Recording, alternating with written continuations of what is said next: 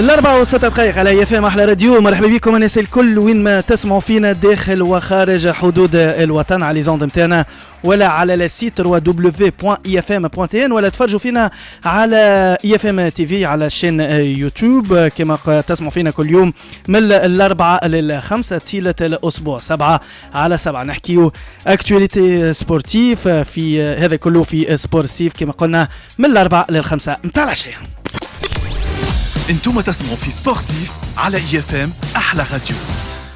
مرحبا بكم من جديد، معكم محمد لادي بخوش في الميكرو، نور في الإخراج وحازم وسفيان في الإخراج الرقمي باش نحكيو اليوم على ملاعبيتنا خارج تونس. هذاك علاش معانا اليوم واحد من المختصين أو اللي تبعوا في ملاعبيتنا بالخارج، السيد وليد المشري. مرحبا وليد. مرحبا بالها، مرحبا بمستمعي اي اف ام. مرحبا، اول مره حضرنا في فهم لهنا. اول مره وي بروميير انفيتاسيون، نشكرك برشا على الانفيتاسيون هذه. شو تري كونتون ديتر افيك فو، ان شاء الله نعديو سويعه باهيه مع بعضنا ان شاء الله. باش نحكيو اليوم على ملاعبيتنا خارج تونس، باش يكون معنا حوار حصري مع شكون ضيفك اليوم في الحوار؟ اليوم عندنا برشا ضيف، اليوم محفلينها برشا. اليوم عندنا تغواز انفيتي ان شاء الله باش يكونوا معنا. نقولوا نمشيو باش نعملوا اون تورني، باش نمشيو للسويد، بعد باش نمشيو للمجر، بعديك باش نمشيو لمصر باش نتنمروا اول حاجه في السويد على ولدنا علي يوسف، وبعد باش نمشيو نحكيو مع عيسى العيدوني، وبعد باش نمشيو نحكيو مع مروان الصحراوي في مصر ان شاء الله. هذا تقريبا اليوم شنيا باش يكون معنا. ميرسي وليد المشري على وجودك معنا. قبل ما نحكيو على ملاعبيتنا خارج تونس، نحب نسأل رايك على قرعة المنتخب الوطني التونسي. والله قرعة إيكيليبري، ما فما حتى ماتش سهل في الأفريق.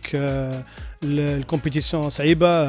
موريتانيا صافي دي زاني نلعبوا لها. ان شاء الله لو بلوز امبورطون بور موا معناها ان شاء الله تكون عندنا لوبجيكتيف واضح، هو الفوز بكاس افريقيا، على خاطر الافكتيف الموجود والخدمه الكبيره اللي تخدم فيها الفيدراسيون بجيبان الجوارات هذوما بالكاليتي نتاع الجوارات اللي عندنا. ما فماش علاش من تونس ما تهزش الكوب دافريك. اوبليون لادفيرسير، هو لوبجيكتيف الاول والاخر هو الكوب دافريك. المنتخب الوطني التونسي بوجود المنتخب الجزائري، بوجود العديد المنتخبات العتيده، صحيح فما بعض المنتخبات اللي تراجعوا نوعا ما، لكن فما منتخب عنيد هو المنتخب الجزائري. هل قادر انه يكون موجود على الاقل في الكاريداس؟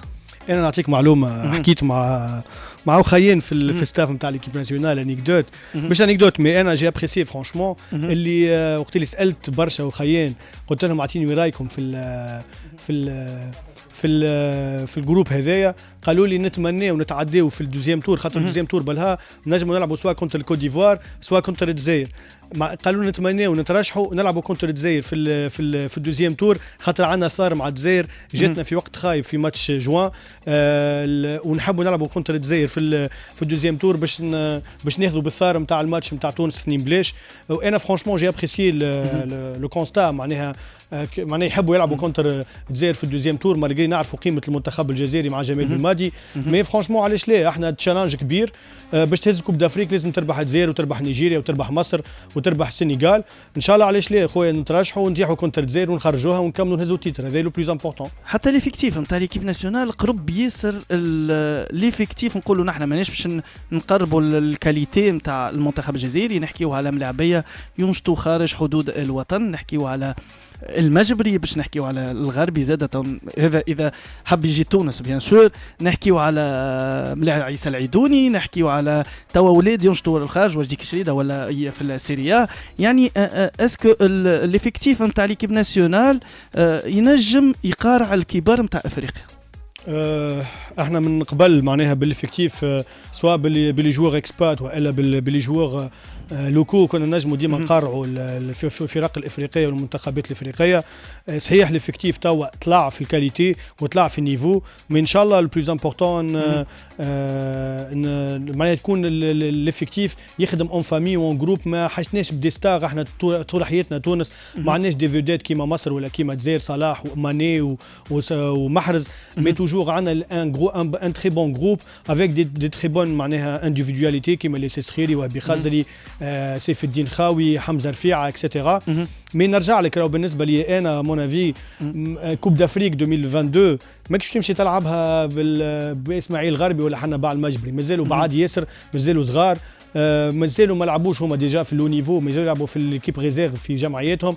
الكوب دافريك هذا تنجم تجيبها كان بالولاد نتاعنا لي زيكسبيريمونتي كيما ديلان برون كيما وهبي كيما سخيري كيما علي معلول، هذوما دي غران جوور ممتازين عندهم خبره افريقيه وخبره دوليه. ان شاء الله علاش لا نشوفوا منتخبنا في صداره الكاس افريقيا ان شاء الله. في انتظار أن نسألوا على أحوال اللاعب علي يوسف باش نحكيوا طرف على اللاعب حمزة رفيعة وانضمامه لستاندار دو ليج. نعرفوا الكل اللي رينا حمزة رفيعة الكور في اليوفي، حبينا يكون موجود في فريق كبير، فريق يعني يلعب في الشامبيونز ليج. اسكو حمزة رفيعة ذهابه لستاندار دو ليج ليه منفعة ليه هو أولا والمنتخب الوطني التونسي؟ اكيد. انا بيرسونيلمون عكس برشا وخيان اللي قالوا معناها سايتين ديسيبسيون، معناها شو حابين نشوفوا حمزه يلعب في سيريا، ميم معناها يمشي تعطيه بري في سيريا في ساسولو ولا في جينوفا. مي حمزه رفيع ستاندار دو ليج راهو سي لو ترويزيام غران كلوب في بلجيكا بعد اندرلخت وكلوب بروج. ليكيب هذايا هز اكثر من 18 تيتر في بلجيكا اونتر كوب وشامبيونا، تلعب ديما لي كومبيتيسيون اوروبيين.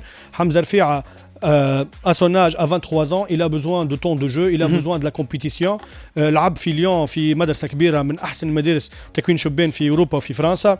تو تعدى بعد عامين في اليوفي ولعب وترينا مع لي غران جوور كيما كيليني وكريستيانو اكسيتيرا.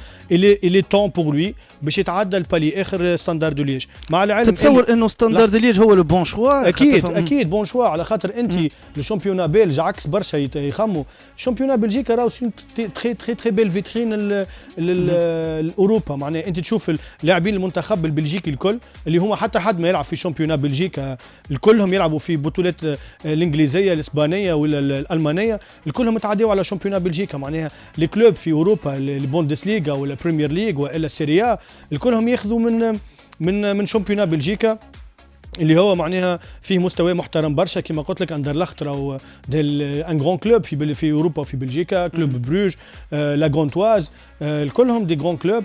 اهم حاجه بالنسبه لحمزه الكره توا في ساقيه باش ياخذ فرصته في كلوب محترم برشا، عنده دي انستالاسيون دي انفراستركتور محترمه برشا برشا برشا. عليه كاور يعمل سيزون كامله فيه 30 ولا 35 ماتش، يورينا حمزه رفيعه النيفو نتاعو والكاليتي نتاعو باش يتعدى من بعد البالي اخر. وعلاش ليه عنده كوب دافريك، عنده كوب داراب، عنده كوب دي موند. علاش ليه بعد عام ممتاز. ما تنساش راهو اون اني تري تري امبورطونت اللي هو والمنتخب الوطني، خاطر عندنا دي زيشيونس مهمين برشا، حاجتنا بدي جوور كومبيتيتيف. هذاك علاش الستاندار دو ليج باش تخلي له الوقت باش يلعب لو ماكسيموم دي ماتش ويكون حاضر. وبعد علاش ليه تكون جوست اون ايتاب باش يتعدى البالي اخر ان شاء الله. باش يكون معنا بعد لاعب زاد لاعب مش موجود في اوروبا، لاعب ينشط في البطوله المصريه، باش نحكيو على مروان الصحراوي اللي هو أكيد موجود معنا، لكن توا نرجعوا له شويه اخر. ومعنا توا باش نطمنوا على اللاعب علي يوسف، معنا والد اللاعب علي يوسف سي صفوان، السيد صفوان اي معنا في المباشر. مرحبا سي صفوان. اهلا خويا، اهلا بكم، السلام عليكم والسلام براديو FM واللي يسمعوا فينا الناس الكل.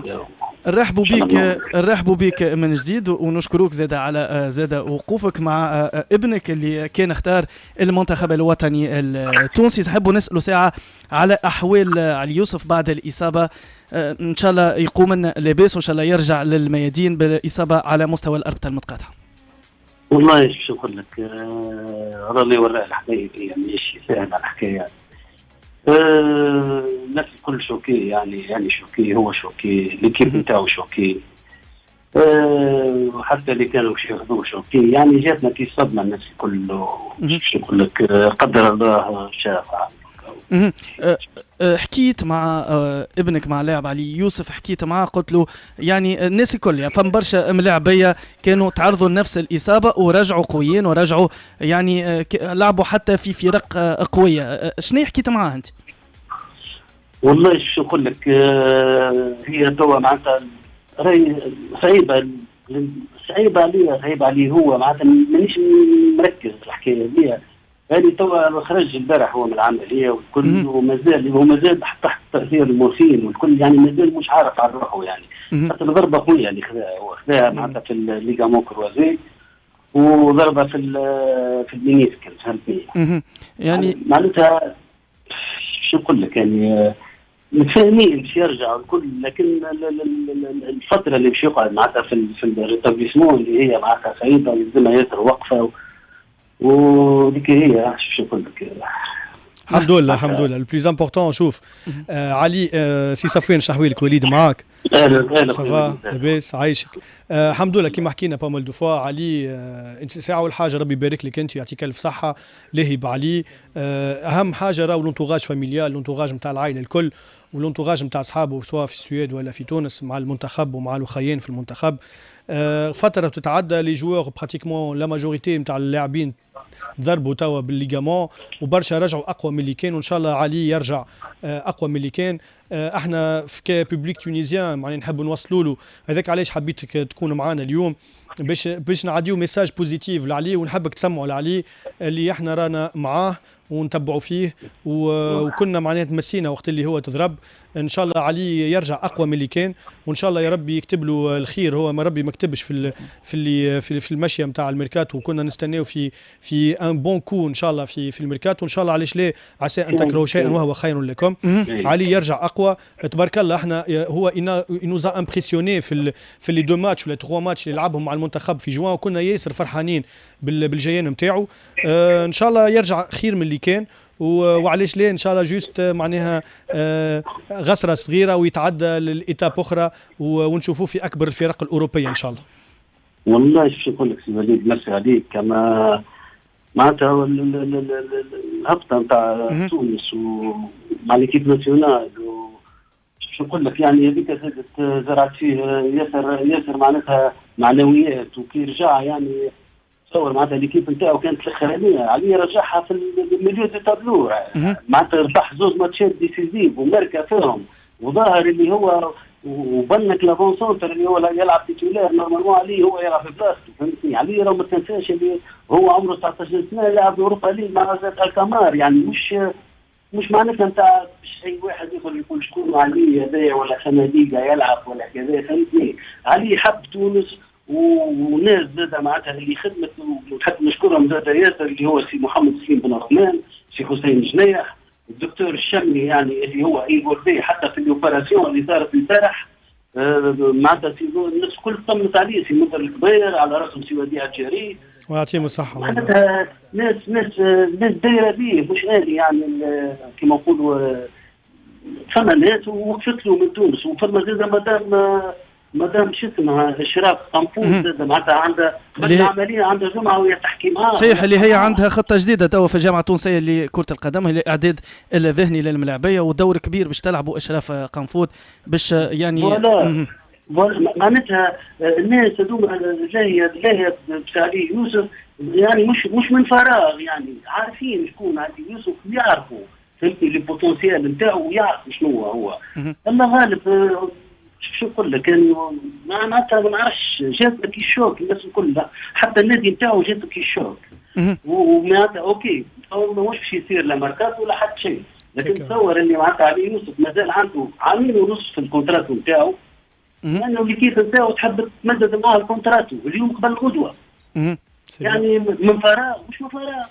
هذا ما يدل كان على قيمة اللاعب. نتمنوا له سي صفوان، نتمنوا الشفاء العاجل للاعب الدولي التونسي علي اليوسف. نقولها بكل فخر انه تونسي، بما انه اختار المنتخب التونسي في هذا المنتخب السويدي اللي حب يكون موجود معه. زاد مشكور انت كيفاه اقنعت ولدك انه يكون مع المنتخب الوطني التونسي.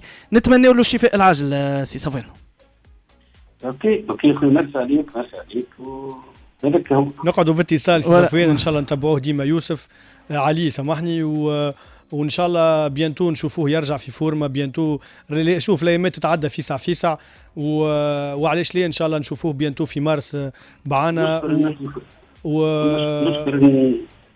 فازي نشكر الناس الكل معناتها اللي طمنوا على علي، كما قلت لك يعني الممثل الجامعي كل اللي كله كلموه كلهم معنا واقفين معاه على الحق. وسي وليد هذا ديما يسأل عليه ومعناتها نشكر الناس كل اللي حبوا يطمنوا عليه وتبارك الله فيكم خويا. مشكور ميرسي سي صفوان يعطيك الف صحه.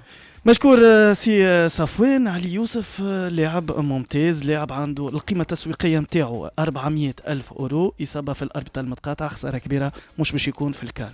مالوريزمون والله انا شوف انا بكونتاكت كبير برشا مع الوالد نتاعو سي صفوان، نشكره برشا، انسان طيب ياسر. والله انا بيرسونيلمون معناها تفجعت وقت الضرب كنت ابردين هو في ماتش لوروبا ليغ صافي 3 سمان. الله غالب قدر الله ما شاء فعل.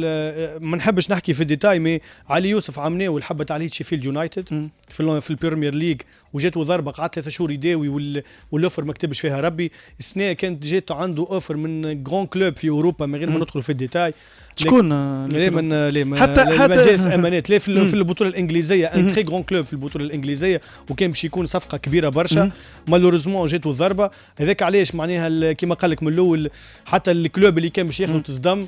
الله غالب ان شاء الله ربي يعوضه خير ان شاء الله يرجع اقوى وهذاك معناها ربي يقدر فهمت. والحاجه الباهيه كي جي معناها كي جي ابريسيي فرانشمون هو لونتوراج نتاع المنتخب ليكيب الكل معناها سليم حسين وسي وديع منذر مدام اشراف. ان شاء الله يكملوا هكا وان شاء الله هو يرجع اقوى من اللي كان ان شاء الله يرجع اقوى من اللي كان. هذا كان معنا والد علي يوسف اللاعب علي يوسف اللي نتمنى له الناس الكل انه يرجع بسرعه للميادين باش يكون حذنا من بعد او باش يكون معنا كنا حكينا معاه بالتليفون اللاعب عيسى بلال العيدوني. لكن هذا الكل ان شاء الله باش تراوه معنا بعد البيب. 24 دقيقة على اي اف ام احلى راديو. رحبوا بكم من جديد تسمعوا فينا في سبور الصيف من 4 ل 5 معنا وليد المشري ضيفنا اليوم. مرحبا بك مرة أخرى من جديد. عاشك باش نحكيو زادة من اللاعبين الموجودين خارج تونس وتألق زادة مع فريقه لكن مش في أوروبا في مصر. ونعرفوا برشا من اللاعبين قاعدين يتألقوا في مصر كما فخر الدين معلول كما علي معلول فخر الدين بن يوسف سيف الدين الجزيري زادة عندنا مدافعين زادة موجودين ممتاز. اللي هو مروان الصحراوي اللي تألق زادة مع الإسماعيلي المصري اللي معنا مباشرة من مصر. مرحبا مروان. وبيك عايش وكيف المستمعين تاع راديو يفهم. مرحبا بك من جديد. نعرفوك اللي كنت تعديت لهنا في البطولة التونسية لعبت مع العديد من الفرق في البطولة التونسية زاد كنت اتألقت العام هذا مع الإسماعيلي المصري. كيف كان السيزون تاعك سنة؟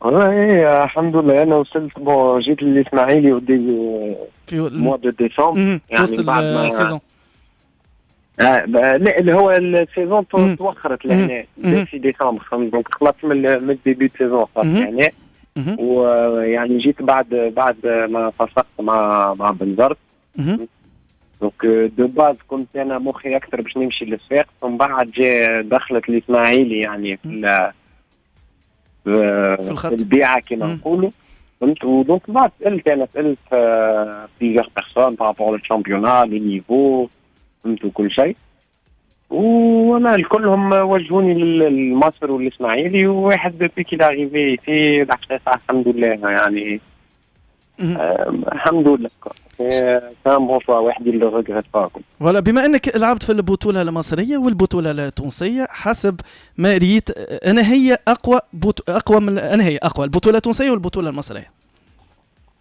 واحد ماذا بيه ديما تبقى بلاد احسن واحده فهمتني واحد يفوت يجيب خاطر السيتواسيون مصر خير لي زانفراستركتور لي فهمت لي مويان وحتى الكره خير فرانشمون خير يعني خير النيفو اكثر فهم النيفو خير فما اكثر ماتشوات من الشامبيونات تاع تونس اكثر انتنسيتي زاده وتحب ولا تكره هذايا كو الاهلي عملوا الدو فيناليست ايجيبسيان والسنه الاهلي تهزها زاد ان كلوب ايجيبسيان يهزها يعني سان جيلون كما نقولوا. وجود فخر الدين بن يوسف معاك في الفريق، نعرفوا فخر الدين بن يوسف توا باش يمشي البيراميدز، لكن نحكيو على وجوده توا معاك عطاه يعني شحنه معنويه باهيه، يعني لقيت كيف يقولوا نحن الانسان اللي يتبعك اللي مع بعضكم، يعني لقيتوا روحكم في الغربه في فريق اسمه الاسماعيلي المصري. اي لا لا فيتي هو ملي جيت لهنا يرحم والديه.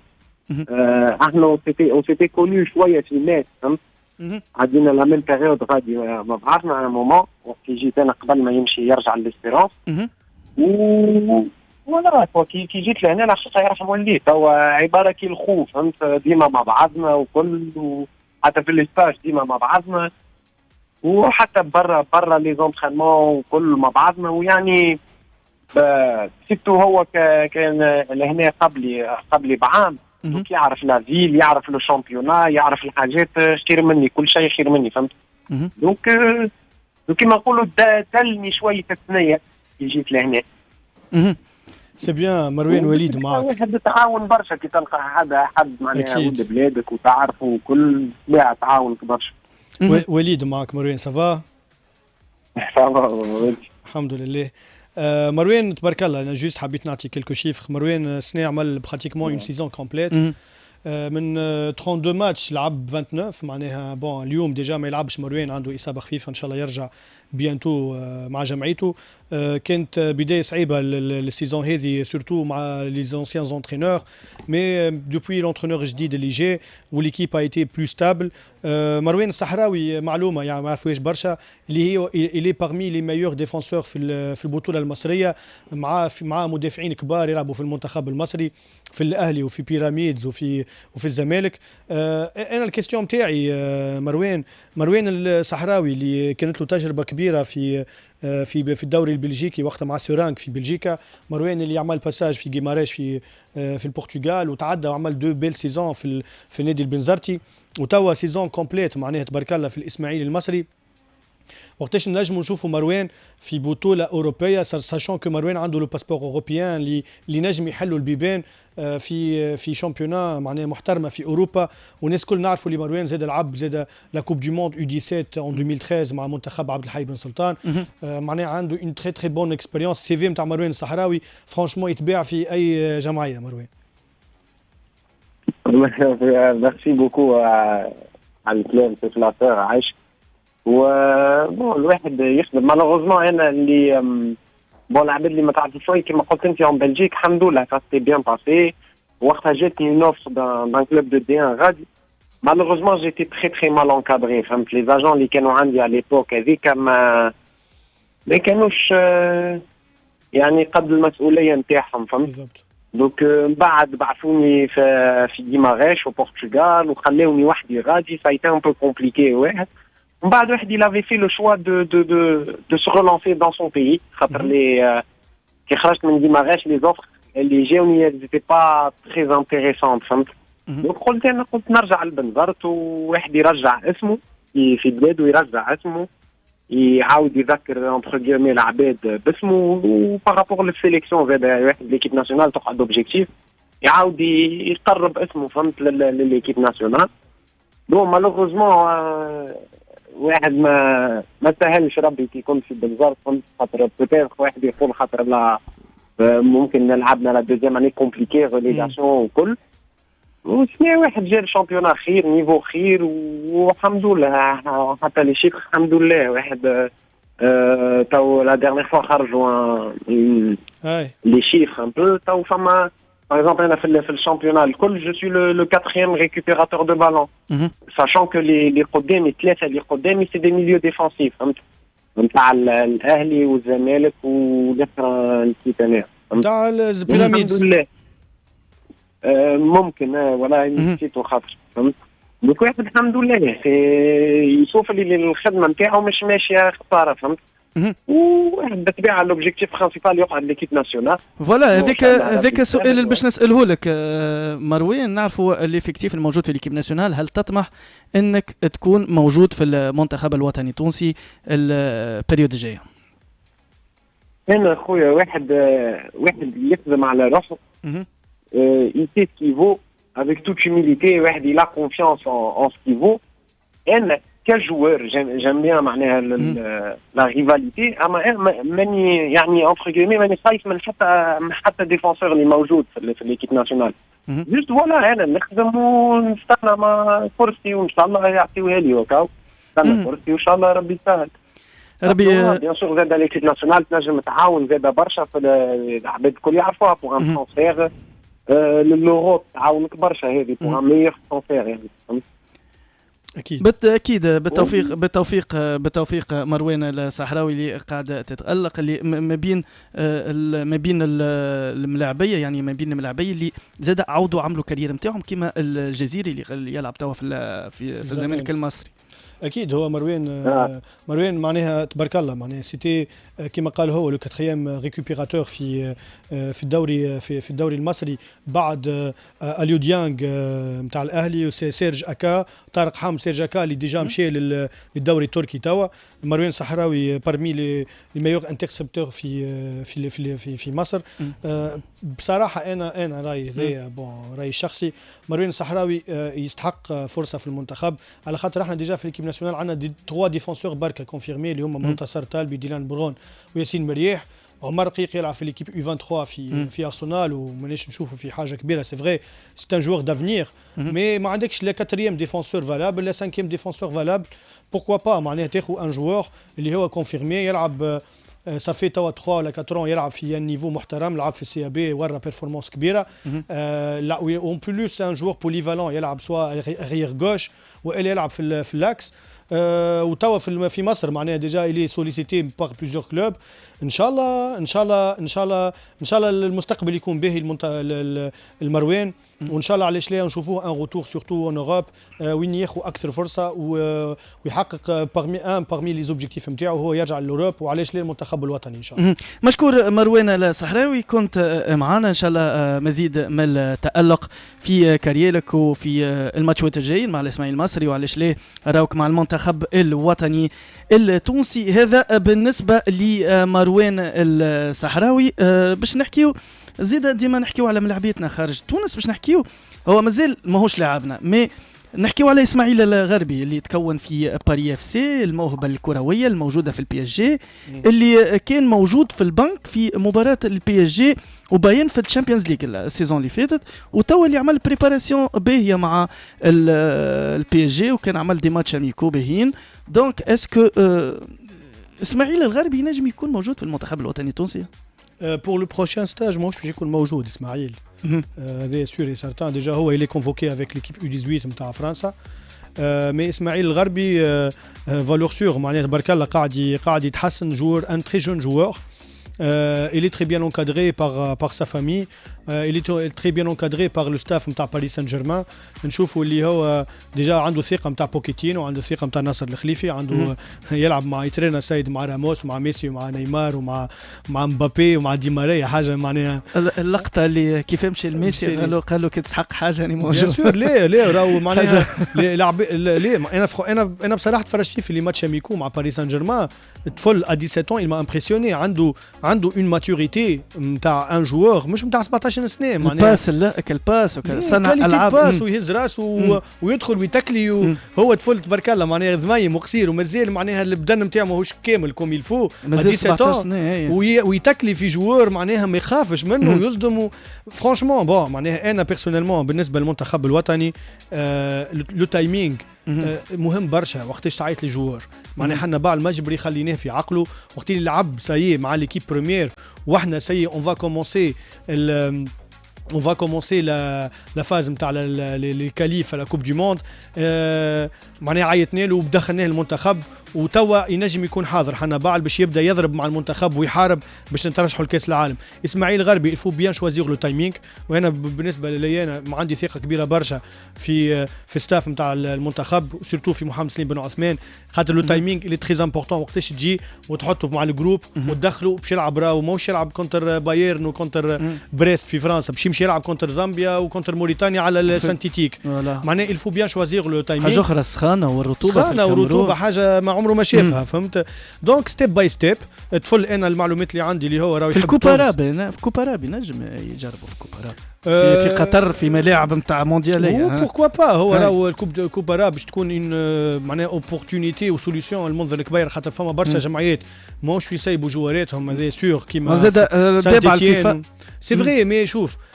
عندك اشكاليه كبيره بالها اللي انت عندك كوب داراب بعدها هي بالضبط تبدا الكوب دافريك. معناها اسكو تتصور انت جمعيات في اوروبا الياس السخيري ولا عيسى العيدوني ولا وهبي خزري ولا سيف الدين الخاوي ولا حمزه رفيعه في بلجيكا باش تسيبهم جمعياتهم شهرين مع تسيب ديسمبر في كوب داراب وجانفي في الكوب دافريك. ما نحن نحبوا شهرين راهو شهرين مع مستحيل يسيبوا لك جوارات بالنسبه لشهرين. ما ديما نحبوا ملاعبي تبارك الله عليه ظاهر تالون نحبوا يجي للمنتخب. رينا زاد حتى في الباج فيسبوك نتاعو كيف مغرومه بتونس كيف يجي الفاكونسي تونس لبس الماريو التونسي. معناها هذا راهو سي قلت لك سي بروفيسيون دو تايمينغ. وقتاش تعيط للجوار هذا وقتاش تدخلوا في الجروب. انا بيرسونيلمون راي انا وليد اسكو سليم بن عثمان نحكي معاه ما عادش لا بيان سور ليه معناها سليم مانيش باش ندخل في الديتاي. سليم خدمته كوم يلفو. الناس كلها حكاو معاه كيلكو سوا سليم ولا حسين ولا وديع الجري اكيد معناها متاكد اللي الناس كلها حكيت معاه والطفل حاضر باش النسبه باش التايمينغ النسبه باش يكون في تونس 100% نسبه بيان سور. كي المنتخب الفرنسي هو اللي يحب عليه وعنده شوف تونسي طفل تونسي تنكيت با مي راهو جوست الفو سافوار لو بون تايمينغ وكهو. هذا بالنسبه لاسماعيل الغربي. نحكيو على اللاعب زاد تألق. اللاعب هذا تألق في لي دو جورني الاولانيين نتاع الشامبيونا. وهبي الخزري اللي كان نقطه استفهام السيزون اللي فات وحتى صارت يمكن مشاكل صغيره مع المنتخب الوطني التونسي كيف خرج من الستاج كيف وهبي الخزري عمل بريباراسيون باهيه السيزون هذه وقاعد يتألق قاعد يسجل قاعد او موان يقلع في دي بوين الفارقه.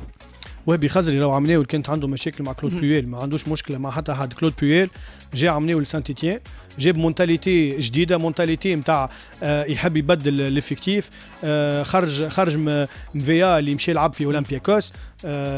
خرجوا برشا دي كادر في سانت إتيان وحبوا ينقصوا لا ماس سالاريال. ما ننساوش اللي وهبي الخزري سي باغمي لي غروند سالير في فرنسا وسورتو يظل اكبر سالير في سانت إتيان. دونك لا استراتيجي نتاع الكلوب كانت سي ريدوير لا ماس سالاريال اللي عندهم باش pour équilibrer le budget du club. Mais وهبي الخزري c'est une valeur sûre. معناها عمناول معناها فرانشمون كلود بويل معناها il a fait des gaffes وقت اللي ما هبطش وهبي في الفاز اللي ديجا في الفاز روتور سلكها له وهبي معناها رجع وهبي مركز 7 بونتو.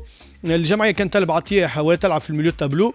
السنه وهبي خزري الناس كل تعرف قيمه وهبي الخزري في فرنسا معناها سي باغمي لي ميور جوور اللي يلعبوا في ليغ 1 في فرنسا. دي شفناه معناها كونتر لي غران كلوب كونتر مارسيل كونتر ليون كونتر باريس سان جيرمان ديما يماركي وديما il a été très très présent. وهبي الخزري مع سانت إتيان c'est une valeur sûre.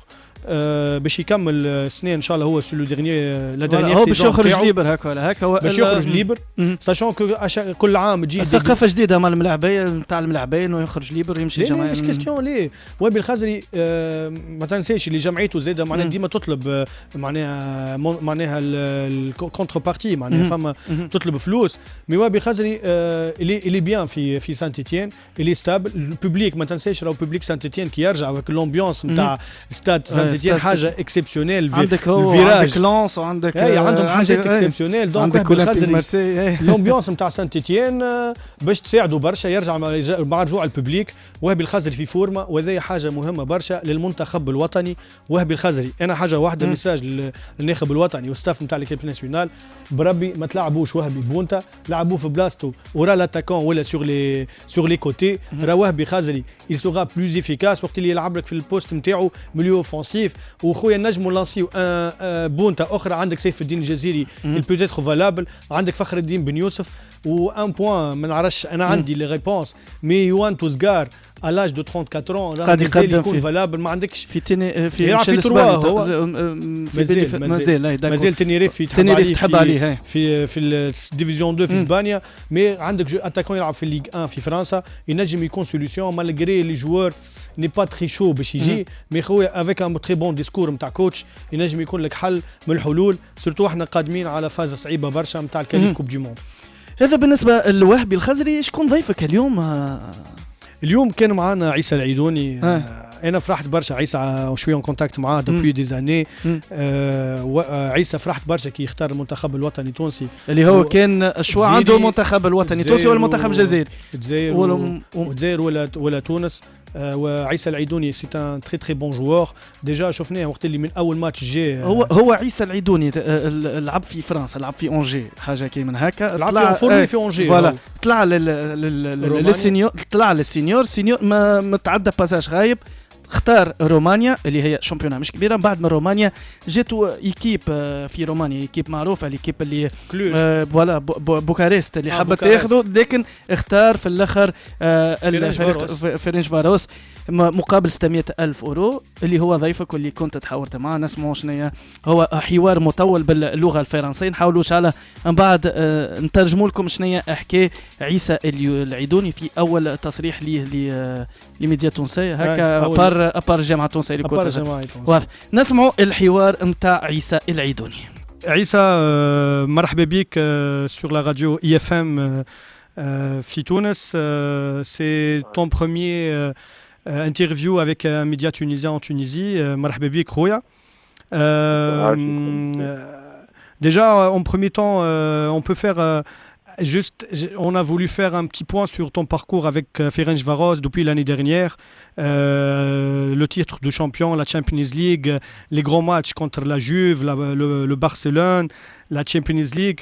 Donc parle-nous de cette expérience avec le club en Hongrie et surtout les ambitions du club cette saison.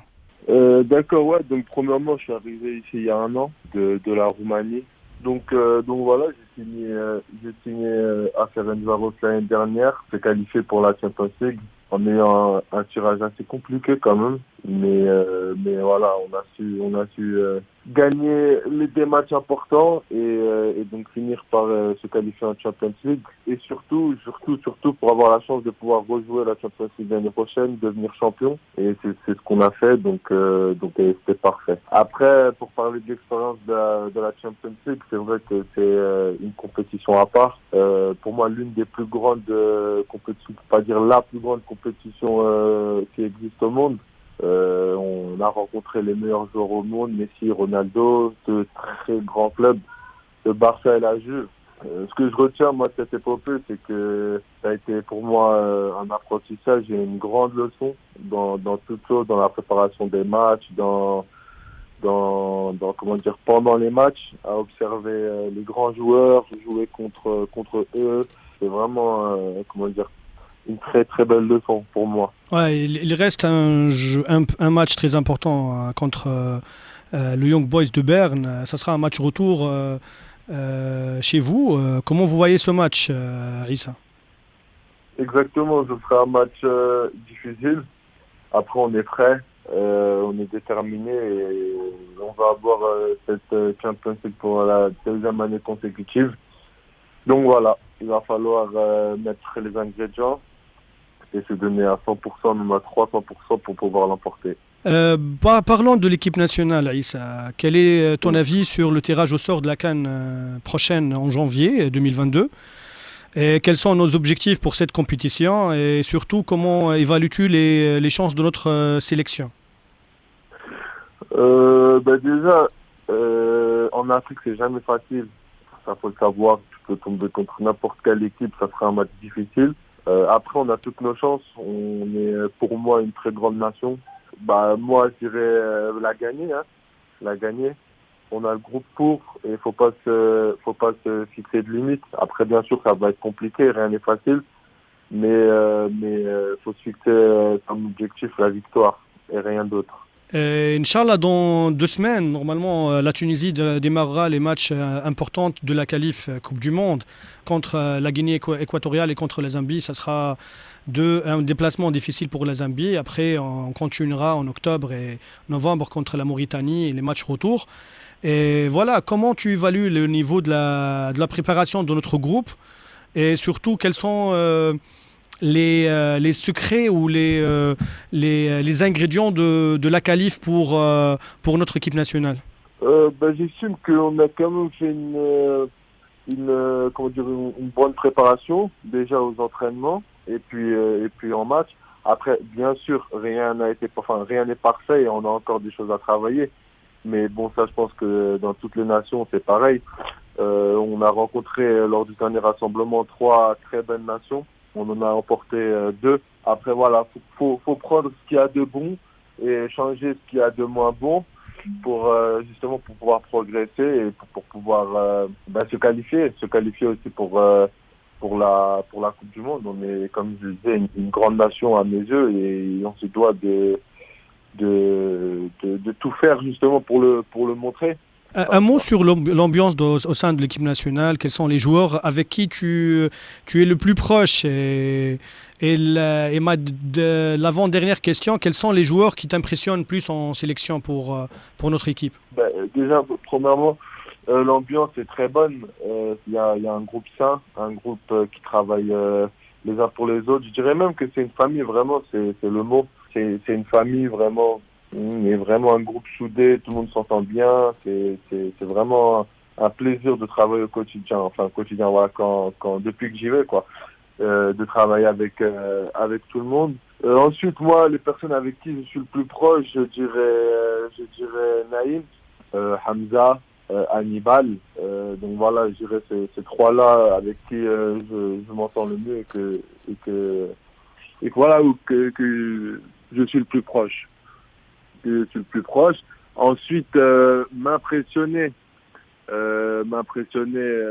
Il n'y a pas vraiment de personne qui m'impressionne. Après, c'est vrai qu'il y a des joueurs de très très grande qualité. Pas dire impressionner, parce que pour moi impressionner c'est énorme comme mot, mais c'est clair qu'il y a de très très très bons joueurs de très grande qualité. Enfin, c'est la période de mercato m'oblige.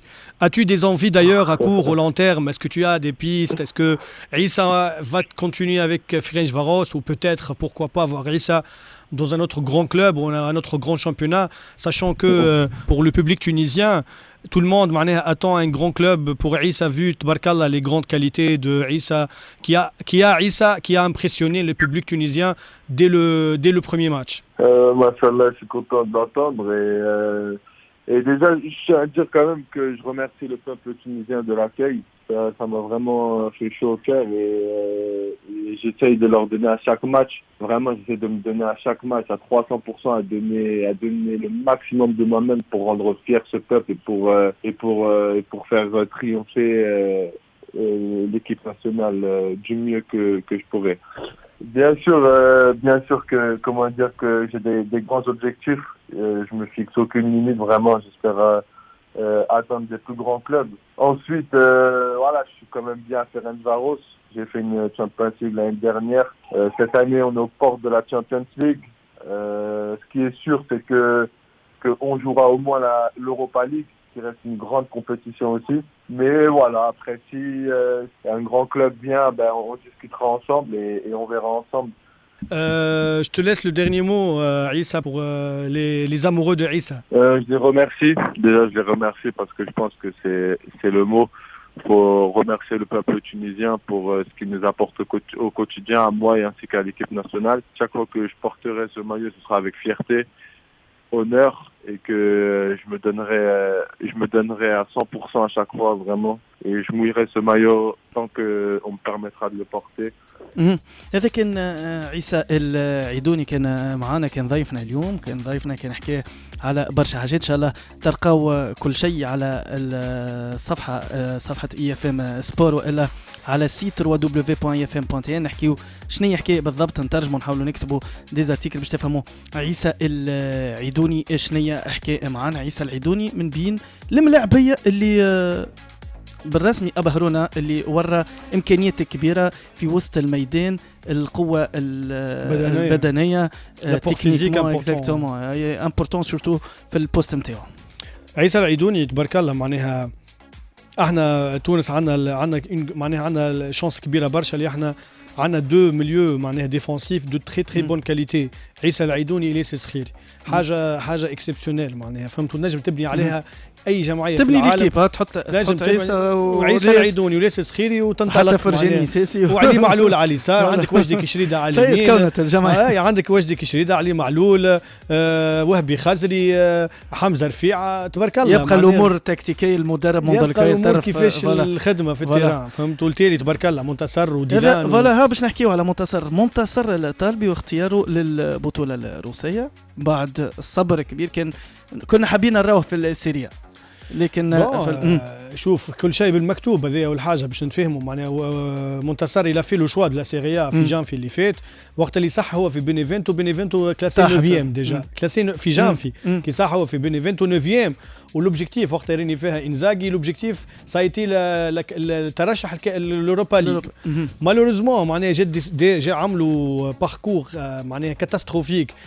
في الروتور خسروا الماتشات الكل تلقاو ريحهم في السيري بي منتصر معناها c'est un joueur très professionnel تبارك الله عليه il a commencé la préparation physique مع بينيفينتو ومالغري معناها حاولوا بشتى الطرق باش يستحفظوا عليه وخاطر يحبوا يرجعوا يلعبوا السيريا مي منتصر بار برانسيب ما ينجمش يلعب في السيري بي خاطر عنده طموحات كبيره برشا لو جون جوور ما نساش منتصر عمره 22 راه ماهوش كبير برشا كيف خرج من الترجي ومشى لتركيا الى بيرفورمي في تركيا منتصر مالغري راهو مش نقول لك عنده الى يو دي زوفر تري امبورطونت راهو جاتو اودينيزي جاتو امبولي في ايطاليا كاديش في اسبانيا فما جمعيه في بلجيكا شراوها ما لي بروبريتير نتاع مانشستر سيتي اللي هي بيشروت يظهر لي بيكروت حاجه كيما هكا النطق ما نعرفش صحيح ولا لا اللي خذوها لي بروبريتير اماراتيين نتاع مانشستر سيتي ويل فون انفستير فيها دونك منتصر الى في لو شوا باغ كونتر ان شوا تري تري امبورطون اللي هو روبن كازان في روسيا راهو انت مشيت للكوب دو موند في روسيا شفت لي انستالاسيون لي انفراستركتور لي ستاد حاجه من وراء العقل منتصر انا نتصور روبن كازان جوست ان ايتاب في كاريرو لوبجيكتيف هما الترشح للشامبيونز ليج البطوله في روسيا علاش لا يكون بطل روسيا ويترشح للشامبيونز ليج وتحلوا البيبان باش يتعدى الليفل الاخر ان شاء الله. خليو مازالت عندنا دقيقه في الوقت نتاعنا نحكيو على وجدي كشريده واختياره للسيريا. وجدي بعد ما حكينا قلنا باش يمشي سانت إتيان باش يمشي البطوله الفرنسيه في الاخر اختار السيريا فريق مازال كيطلع فريق كنا تفرجنا فيه في الكوب الجمعه اللي فاتت وكان وجدي كشريده كان وجدي كشريده قدم مردود ممتاز. اسكو زاد الاختيار الصائب لوجدي كشريده؟ انا بيرسونيلمون كي تسالني نقول لك او احسن ترانسفير في جواراتنا الكل في الميركاتو هذا وجدي كشريده اللي صح اوبليون معنا ليستوار نتاع سانت إتيان وفرنسا وبلجيكا هذا كل تنسى. قال لك بالله في التصريح نتاع المدرب نتاع سانت إتيان ما نعرفوش انا كلود بيول ما نعرفوش كيما هو ما يعرفش وجدي كشريده حتى انا ما يعني لي حتى شيء كلود بيول معناها. دونك وجدي كشريده جاوب على التيران راه وجدي كشريده اصحاب انا وياه كلمته ديجا البارح حبيت ناخذ انفيتي معنا اليوم قال لي كلمه مزيانه برشا وجدي قال لي انا وياك خويان واصحاب وكل شيء وجدي قال لي انا نجاوب على التيران ما نحبش لي ميديا ونجاوب على التيران. شفناه كونتر ريجينا عمل ماتش اكسبسيونيل وعطاه باس ديسيزيف معناها سكت الناس الكل. وجدي سي اون فالور سور ايتاب الاولى للسيرنيتانا باش يلعب في السيريا من اقوى البطولات في اوروبا باش يلعب كونتر الميلان والانتر وروما ولازيو ونابولي. هذه الحاجات اللي نحبوا نراوهم هذوما الحاجات والحاجه باهيه اللي هو جمعيه معناها تنفستي بالكدا البروبريتير نتاعها هو مالك لازيو روما بون سايب الولد وتوا مي يقعدوا ديما ينفستيو في جمعيه. ils ont recruté البارح ان تري غون اتاكون نيجيريان يلعب في السيريا عملوا المركب 20 بوت باش يكون سيزون محترمه برشا باش نشوفوا وجدي يلعب في غران نيفو. وحاجه نتمناها اللي حاجه الباهيه اللي ليتوال معناها خرج من ليتوال ومشى ديريكتومون للسيريا ان شاء الله يكون وجدي لوكوموتيف باش يحل بيبان الجوارات التوانسه تمشي تلعب في السيريا كيما حل زبير بيك العام في المانيا في المانيا هز مع عادل السليمي ومهدي بن سليمان وبعد فوز الرويسي ومنور بقديده وامير العكروت اي كومباني كيما برشا جوارات مسار ومحمد صلاح حل المارشي نتاع البطوله الانجليزيه اللاعبين المصريين ان شاء الله وجدي كشريده يحل المارشي نتاع الشامبيون ايطالي اللاعبين التوانسه. هذا تقريبا اليوم حكينا تقريبا بريسك الجوارات كل جوارات المنتخب الوطني التونسي باش نحكيو نعرفوك اللي اكتشفت الحقيقه انت كنت من اول العبيد اللي وقتها جبت عيسى العيدوني نحكيو على عيسى العيدوني كنت خرجته في موقع فوت 24 بالضبط فوت 24 انا عيسى نعرفه من دوبوي 2016 كنت كان يلعب في اونجي ديجا وكنت en contact معاه. عيسى c'est un très très bon joueur وانا بيرسونيلمون جو لو في بار بليزير بور مون بيي معناها ماني طالب حد شيء مي ان شاء الله توا سليم ولا الناس الكل اللي يخدموا في خدمه كبيره الاخرين الكل ان شاء الله ديما الهدف نتاعنا نعاونوا المنتخب باش نجيبوا برشا جوارات ونعاونوا المنتخب والهدف نتاعنا ان شاء الله الكوب دافريك والكوب دي موند ان شاء الله. مشكور وليد المشري كنت معنا في سيفا سبور ان شاء الله تجي حذانا تعاود تجي حذانا مرحبا بك تو مومون. كنتوا تسمعوا في سبور السيف من الأربعة للخمسة كل يوم تجيكم. توا ما بقى لي كان نقول لكم في الأمان خليكم مع أميمة العياري في ستار تايم.